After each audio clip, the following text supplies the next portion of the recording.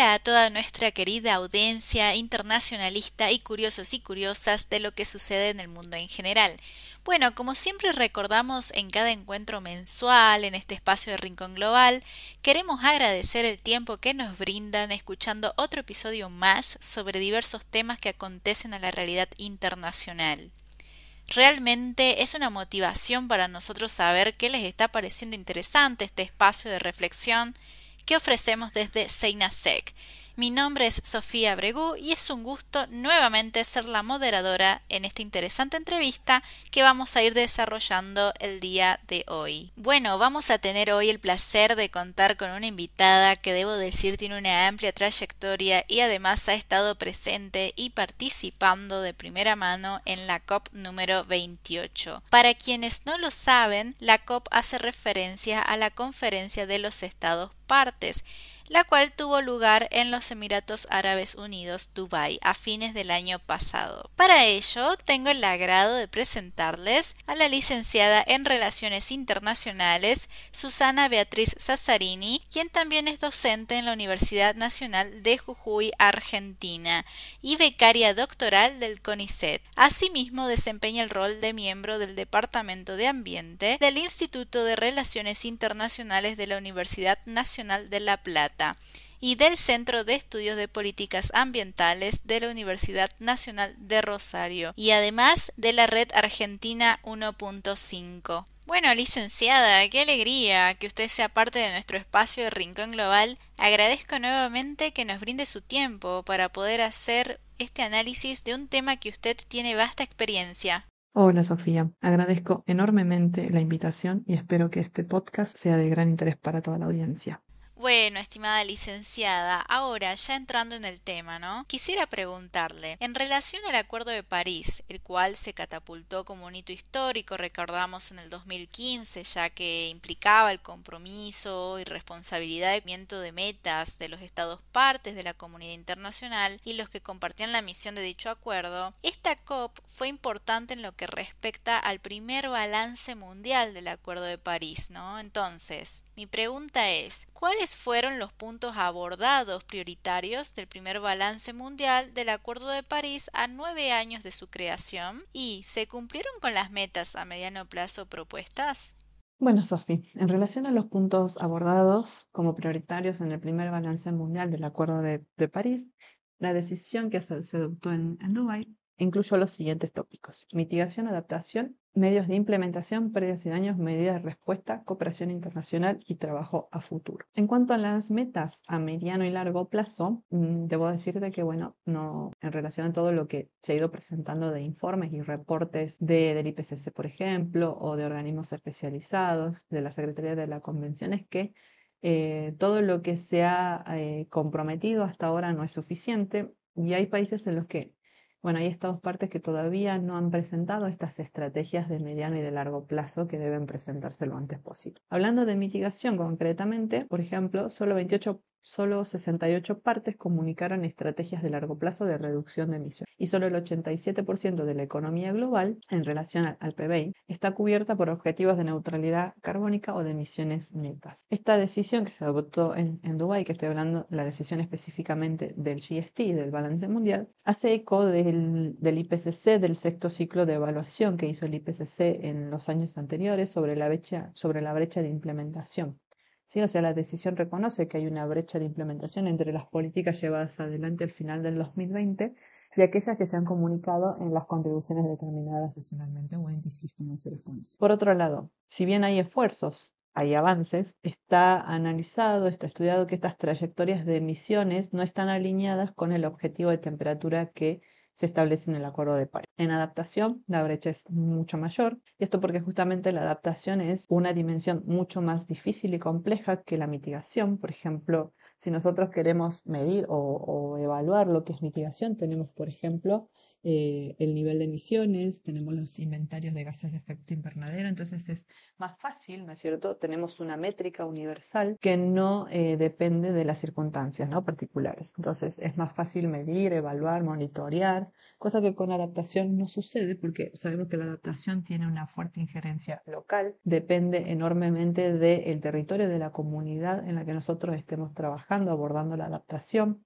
Entonces eso hace que sea difícil desarrollar un indicador, una métrica común que sea aplicable universalmente y eso dificulta la evaluación del progreso y el entendimiento, ¿no es cierto?, de estas brechas, por ejemplo, brechas de implementación o brechas de financiamiento, ¿no?, por mencionar algunas. También hay algo que la decisión señala y es que debe mejorarse la comunicación de la adaptación.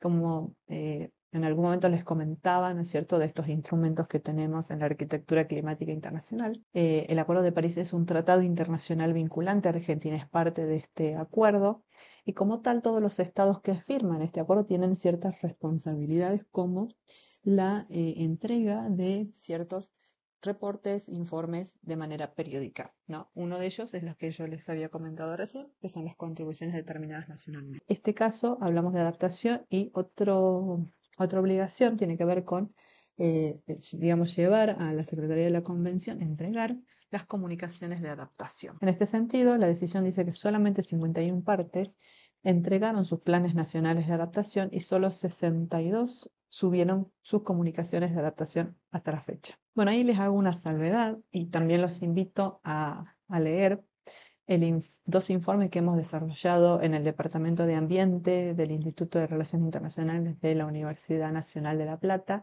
que analiza las contribuciones determinadas nacionalmente de todos los grupos regionales de Naciones Unidas que se han presentado hasta la fecha. Y en ese sentido, ahí nosotros hacemos un análisis en función de las decisiones que tienen que ver con la presentación de comunicaciones de adaptación y hemos encontrado que en realidad, si bien algunos estados argumentan que son comunicaciones de adaptación, en realidad cuando analizamos la forma, el contenido de la presentación, no lo son. Entonces, bueno, en ese sentido también hace falta, ¿no es cierto?, mejorar los criterios con los que los estados partes hacen estas presentaciones. Respecto de los medios de implementación, que es el otro aspecto que el GST evaluó, ¿no es cierto?, midió el progreso en la COP de Dubái.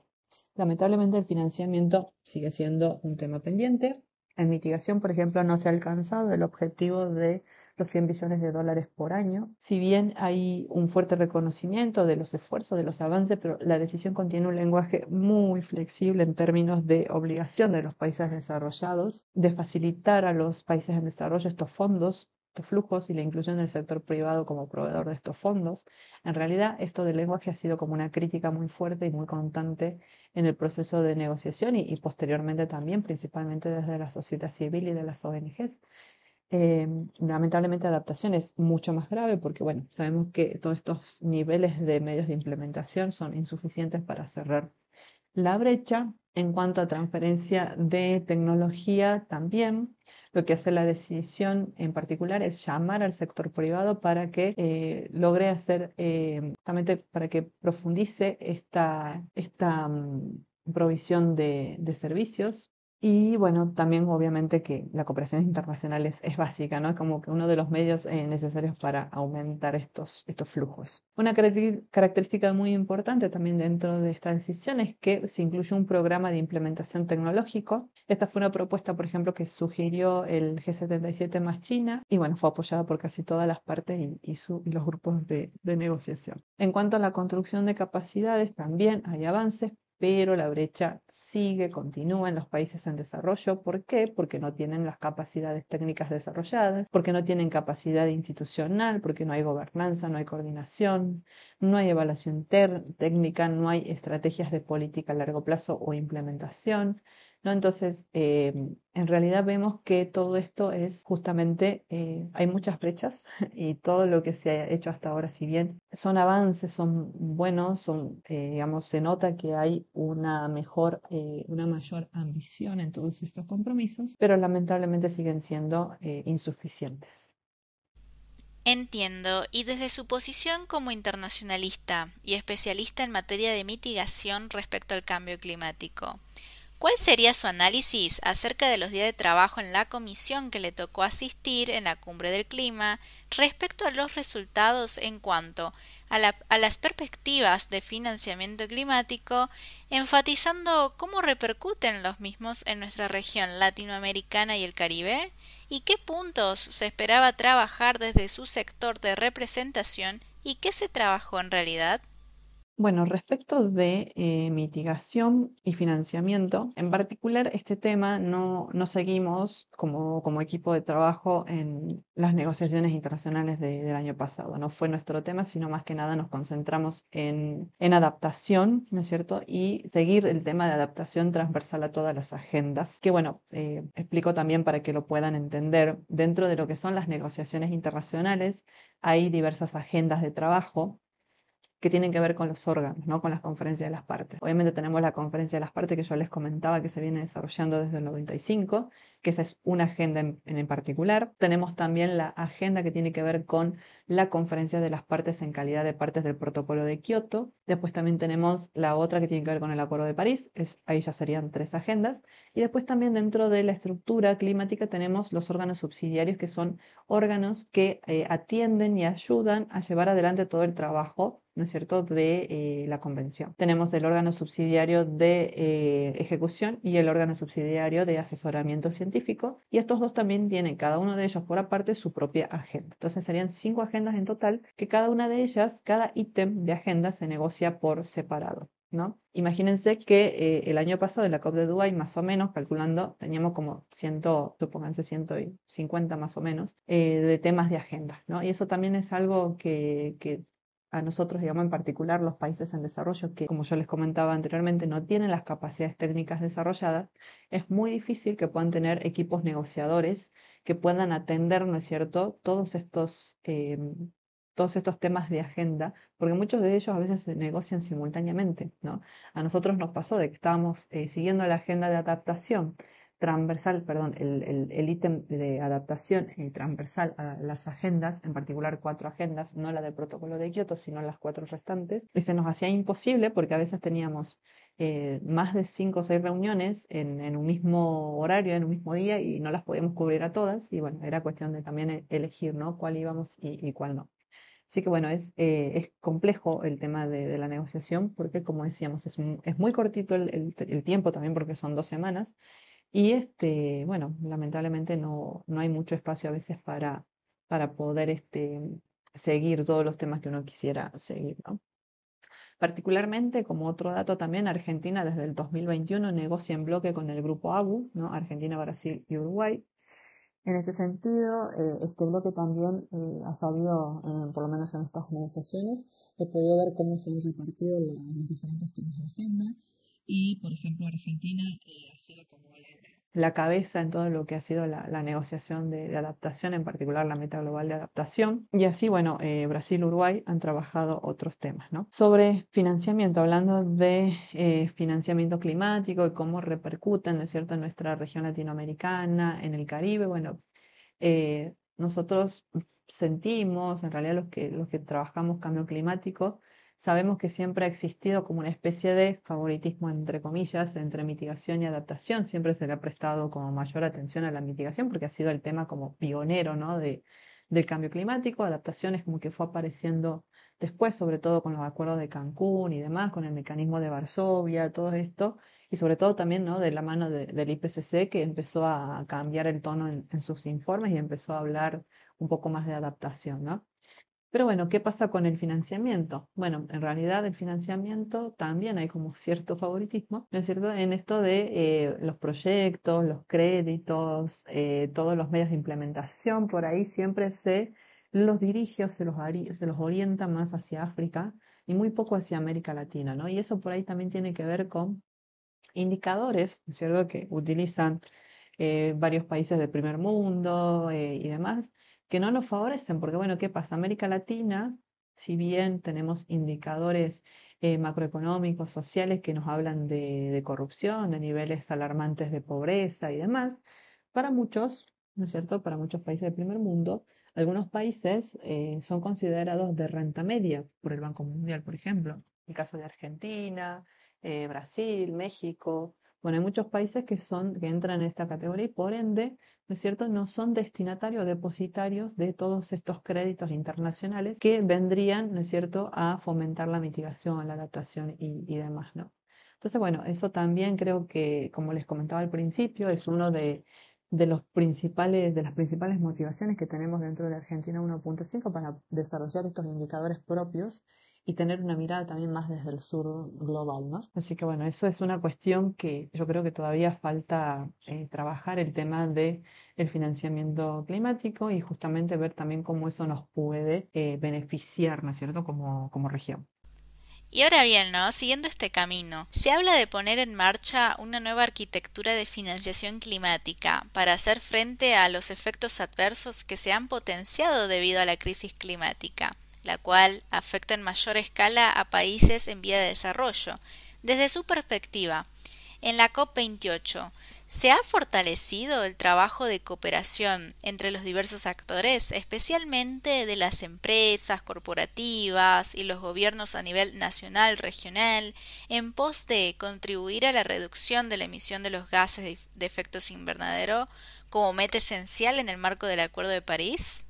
Bueno, uno de los grandes temas de discusión, ¿no?, en esta COP, que en realidad también ya viene de algunas COPs anteriores, tiene que ver con, y esto es un pedido fuertemente de los países en desarrollo, ¿no? Hablo de G77 más China y demás, esto de reformular, reestructurar toda la arquitectura financiera climática, ¿no? Que por ahí está el Banco Mundial como muy metido en esto, entonces como que quieren una reformulación, si se quiere, una democratización, ¿no?, de esta arquitectura financiera global. Sabemos que hay, bueno, vos me hablas de la cooperación entre los actores, las empresas, las corporaciones, los gobiernos. ¿Qué pasa, no, con esa cooperación y qué pasa con la financiación? Y bueno, como te decía, también es como una tendencia general en casi todos los temas. Hay avances, pero son insuficientes. Y bueno, ¿por qué son insuficientes? Básicamente, cuando hablamos de financiamiento a grandes rasgos, los principales inconvenientes que tenemos, por ejemplo, tienen que ver con que bueno, la entrega de estos fondos tiene que ver con una característica muy particular, que es la voluntariedad. O sea, los países industrializados que tienen la obligación de liderar los esfuerzos para hacer la transición, para facilitar la transferencia tecnológica y demás, que son los responsables históricos, ¿no es cierto?, de esta crisis y que están obligados, en cierta manera, a otorgar estas ayudas a los países en desarrollo. Bueno, toda esta ayuda en realidad es voluntaria, no están obligados estos estados a proporcionar estos fondos, lo hacen voluntariamente, ¿no? Entonces ahí también estamos dependiendo de la voluntad política, ¿no es cierto?, de las grandes potencias, de estos estados que, como le decía, son como los responsables históricos, ¿no? Otra cuestión también, y que ha sido también un tema muy fuertemente discutido en esta COP, ¿qué pasa con el sector público y qué pasa con el sector privado? Sí, hasta ahora casi todos los fondos han dependido de todo el sector público, o sea, principalmente de las donaciones, de las ayudas que entregan los estados.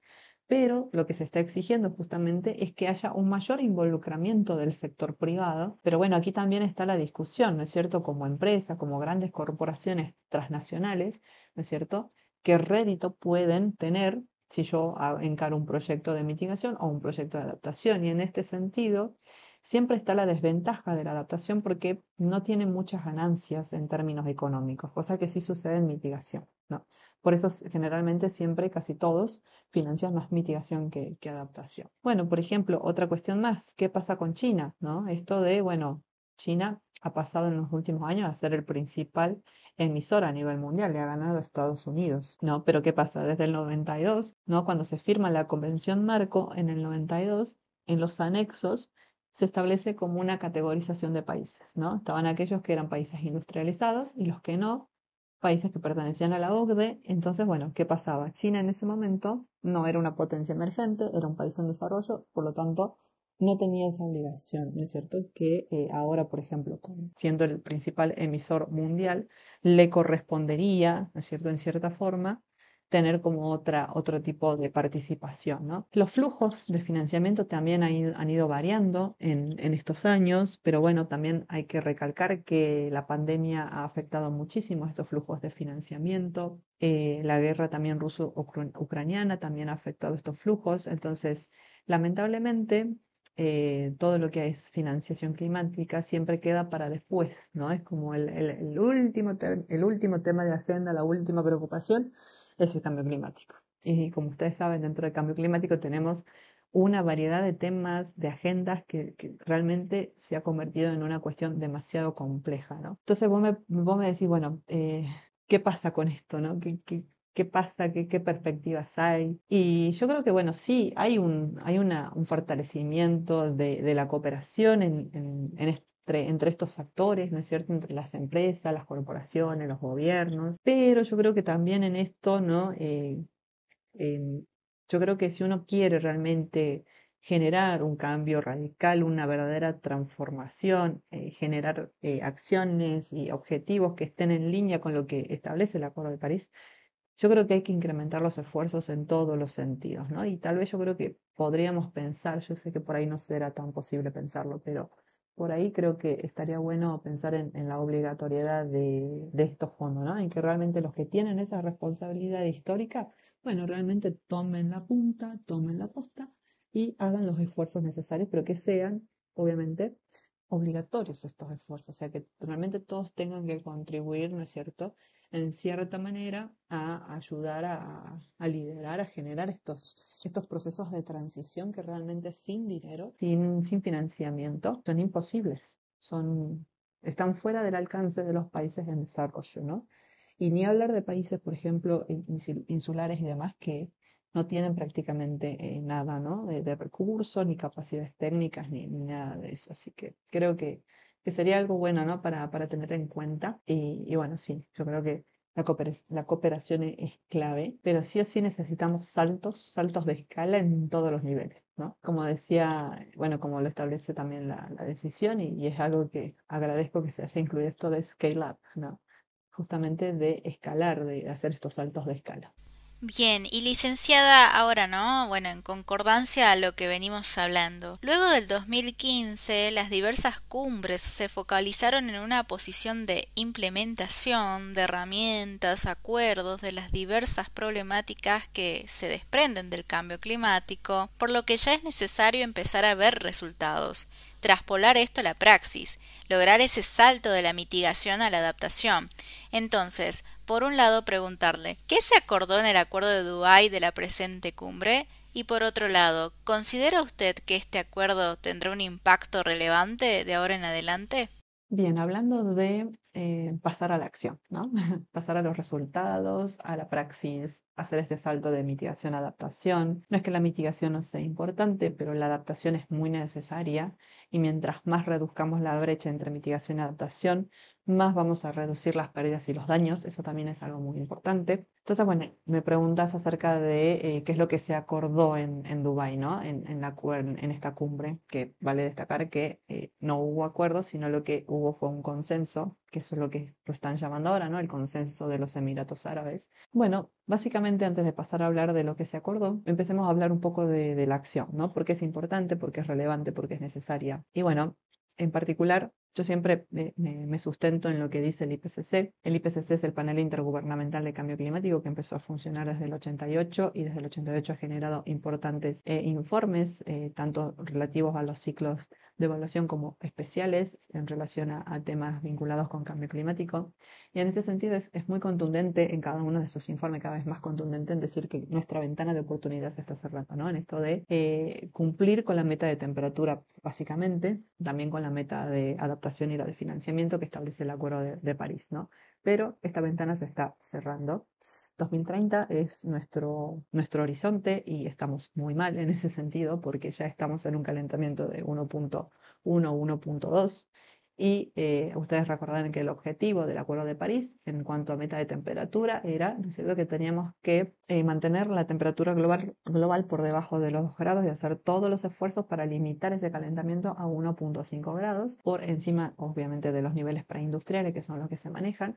Y esto, ¿no es cierto?, la idea era llegar a este número para a finales de siglo, ¿sí? Para el 2100. Pero bueno, lamentablemente muchos especialistas dicen en realidad que nosotros vamos a estar llegando al 2100 no con 1,5 ni con 2 grados, sino con 6 grados por encima de lo que estamos viviendo ahora. Eso implicaría realmente mucho, mucho, mucho desastre y un gran colapso ecológico, ¿no es cierto? Que ustedes lo pueden encontrar, por ejemplo, en el informe del IPCC, el informe especial de 1.5 grados que salió en 2018.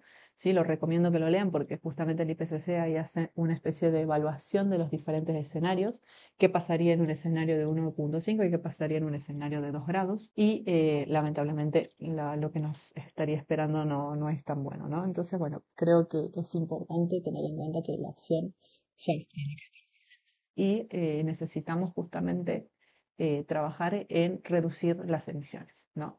La idea era que justamente reducir las emisiones por la mitad para 2030 y alcanzar la neutralidad para el 2050. Pero bueno, estamos ahí en el proceso de reducción y realmente es cada vez más complicado, ¿no? Hablando de mitigación, y bueno, obviamente que en adaptación estamos mucho más lejos de lograr el desarrollo de capacidades y demás, ¿no? Con decirle de que gran parte del mundo, el mundo en sí, el mundo desarrollado particularmente, no cuenta, por ejemplo, con sistemas de alerta temprana y eso es algo muy importante porque generalmente los países en desarrollo son los que más sufren, ¿no es cierto?, todos los desastres ambientales y demás y son los que tienen, ¿no es cierto?, menos recursos y capacidades para hacerlos frente. Así que bueno, creo que es muy importante. Y particularmente, ¿no? Hablando de qué es lo que pasó en Dubái, qué es lo que se acordó, qué es lo que no se acordó. Bueno, el consenso de los Emiratos Árabes, ¿no es cierto? Este paquete de decisiones, ¿sí? Tiene que ver con, obviamente, la decisión vinculada al GST, al Global Stocktake, lo que tiene que ver con la meta global de adaptación, que se le dio el nombre en Dubái de Emirates Framework for Global Climate Resilience. Tenemos otra decisión vinculada a un programa de transición justa, a un programa de mitigación, ¿no? Estos son como las 4 grandes decisiones que yo identifico, ¿no es cierto?, hemos tenido dentro de lo que ha sido la COP de Dubái, ¿no? Particularmente, bueno, dentro de lo que es la meta global de adaptación, en este sentido también hemos notado que al igual que el GST, ha sido una decisión bastante ambigua, vaga en términos de, digamos, de ambición, de todo lo que se había propuesto.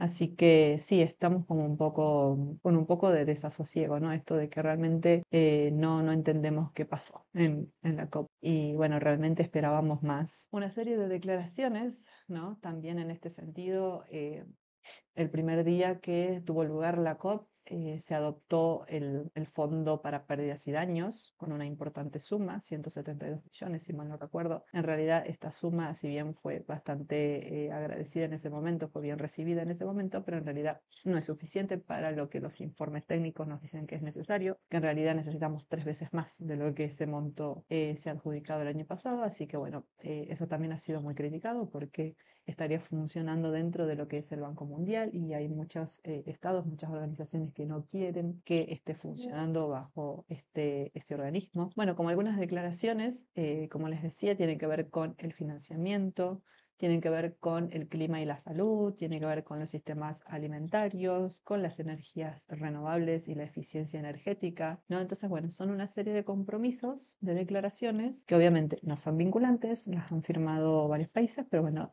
han sido adoptadas justamente para ser una guía, ¿no? En el avance de las acciones climáticas. Bueno, hablando del impacto, ¿qué pasará? ¿No? Con esto, si yo considero que hay un impacto relevante, no sé, yo creo que solo vamos a tener un impacto de este tipo cuando realmente haya una conciencia, ¿no es cierto? Una fuerte conciencia de lo que está sucediendo, cuando aumente la voluntad política de quienes son los responsables históricos de esta crisis, ¿no? Eso es lo que lo que les comentaba recién, esto de, bueno, los países que desde la época industrial han sido los que han desarrollado sus capacidades y los que han empezado a quemar combustibles fósiles a lo loco y son los que han ido generando, ¿no? Este desgaste, este desequilibrio ecológico en pos del desarrollo, del progreso indefinido y todo lo que ya conocemos, ¿no? Como signos de la modernidad, ¿no? Yo creo que cuando realmente haya un aumento también de la ambición, o sea, que el aumento de la ambición sea la regla, no la excepción, y que la regla no sea las circunstancias nacionales o poner excusas, yo creo que ahí sí vamos a tener un impacto relevante, ¿no? Y ahí, por ejemplo, te puedo comentar un poco lo que ha sido la experiencia en segundos. Realmente he notado que los estados desarrollados, particularmente en las negociaciones internacionales, en particular en esta COP, no han mostrado mucho interés por la situación de los países en desarrollo, no han participado por ahí de aspectos o de temas que para los países en desarrollo son clave y para ellos no, por ejemplo, los planes nacionales de adaptación. Entonces creo que sí, es muy fuerte ver todo lo que está pasando, ¿no? Entonces creo que sí, el impacto lo vería en esos términos, ¿no? Bueno, la verdad muy interesante lo que nos imparte, licenciada. Y bueno, ahora ya llegando a la última pregunta. ¿Cuáles son los puntos marcados para la hoja de ruta hacia la COP29 rumbo a Bakú, Azerbaiyán? ¿Qué expectativas tiene al respecto a las metas por cumplir y planes estratégicos a consensuar? Bueno, y por último, lo que me estás preguntando de estos puntos, ¿no es cierto? ¿Qué es lo que nos depara la hoja de ruta hacia Bakú, Azerbaiyán, que es la próxima COP, la COP29, que se va a hacer a fines de este año? ¿Qué expectativas hay, no? Bueno, decirte que en realidad esta hoja de ruta que se fijó a partir de ahora no termina en Bakú, no es el destino, sino más bien el destino es Brasil por dos cuestiones, ¿no? Por ejemplo, Bakú es importante, Azerbaiyán, porque ahí es donde se tiene que fijar, por ejemplo, el nuevo objetivo cuantificado de financiamiento, ¿no? Esta decisión que se adoptó, que se discutió el año pasado, se adoptó el año pasado, y que ahora, ¿no es cierto?, lo que se sugirió fue un programa de trabajo, ¿no? Que justamente, como ha sucedido con la meta global de adaptación, un programa de trabajo que llegue a la COP29 con una propuesta de decisión para que pueda ser adoptada y negociada, ¿no es cierto?, como un ítem de agenda dentro de las negociaciones. Entonces, bueno, Azerbaiyán es importante por eso, ¿no? Porque hay toda una cuestión de lo que hablábamos recién, esto de la nueva estructura de financiamiento internacional, un nuevo objetivo de financiamiento que no solamente hable de mitigación, sino que incluya adaptación y pérdidas y daños, pero que estas tres dimensiones tengan financiamientos separados, diferenciados y específicos, ¿no? Y suficientes. Y por otro lado, la COP30 que se va a realizar en Belém do Pará, en Brasil, que es muy importante porque justamente en 2025 se va a llevar adelante el segundo ciclo de las contribuciones determinadas nacionalmente, ¿no? Y esto está muy en línea con el balance mundial porque justamente el balance mundial es el que va a marcar ahora, el que estaría marcando el rumbo y el nivel de ambición que necesitamos, ¿no es cierto?, para este segundo ciclo de NDCs, ¿no? Que básicamente es, lo que se pide es la cobertura que sea todo el conjunto de la economía, todos los gases de efecto invernadero, y tiene que ser una reducción alineada al límite de temperatura de 1,5 grados, ¿no? Todos los estados parte deben seguir esos lineamientos, ¿no? Y te diría que también como algo muy, muy importantísimo tiene que ver con la meta global de adaptación, ¿sí? La meta global de adaptación en particular, lo que nos pasó, que fue lo que seguimos en las negociaciones el año pasado, es algo largo de contar, pero bueno, hace 2 años se implementó un programa de trabajo, ¿no? Que empezó en Glasgow, siguió en Sharm el Sheikh el año pasado en Egipto y cerró este año, ¿no? Es conocido como el GLAS, el programa de trabajo de la meta global de adaptación, que justamente tenía como principal objetivo desarrollar un marco para llegar, ¿no es cierto?, a esta COP con un marco orientador de lo que tiene que ser la meta global de adaptación, ¿no? Esto que yo les comentaba recién de qué métricas utilizar, qué indicadores desarrollar. En este sentido, también todos los grupos de negociación, los estados parte, los observadores, en todos estos 2 años de trabajo han presentado sus propuestas, sus visiones sobre lo que debería ser el marco de la GGA, que es las siglas de la meta global de adaptación, de Global Goal on Adaptation en inglés. Entonces, realmente ha sido un arduo trabajo en estos 2 años con talleres técnicos. Justamente también ha habido cofacilitadores, al igual que en el GST, para poder lograr un borrador, un marco de borrador robusto, fuerte, que pudiera llegar a la COP, ¿no? En el medio de estas negociaciones, algo que no les comenté sobre las negociaciones, es que estas se llevan a cabo en 2 etapas. Una primera semana, que es una fase técnica en la que trabajan los órganos subsidiarios, los diferentes equipos negociadores de los estados parte y de los grupos de negociación, justamente para establecer un borrador de cada uno de los ítems de agenda que yo les comenté de las agendas de las COP y de los órganos subsidiarios. Entonces, bueno, esa es la tarea, el objetivo de la primera semana, ¿sí? La segunda semana es una fase de alto nivel, una fase política en la que llegan los jefes de Estado en algunos casos, los ministros, ¿no? Es a donde justamente ese borrador que se ha preparado en la primera semana se discute y se acuerda, ¿no es cierto?, en la segunda semana. Bueno, ¿qué pasó en particular con la GGA? Lamentablemente, lo que no se ha podido hacer en esta COP fue justamente lograr un consenso o una posición unificada de lo que se quería en este marco en particular, ¿no? Si bien se había trabajado mucho estos 2 años en el marco y prácticamente había acuerdo en todo, en los indicadores y demás, cuando fue el momento de negociar, ¿no es cierto?, ya el borrador y demás, hubo muchos problemas, principalmente, ¿no es cierto?, el grupo africano, el grupo árabe, fueron los que más presionaron, ¿no?, en tratar de por ahí reducir ese marco que no sea tan robusto y que sea más flexible, ¿no?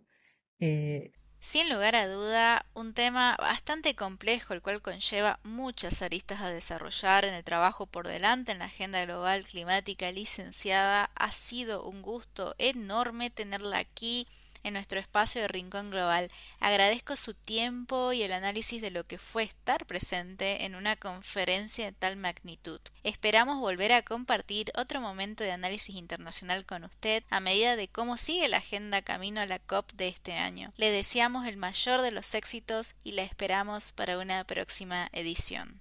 Bueno, Sofía, antes de irnos, quiero agradecer a Sarina Sek por la invitación, obviamente a vos por la entrevista, la calidad en las preguntas y este hermoso momento compartido. Hasta pronto y gracias.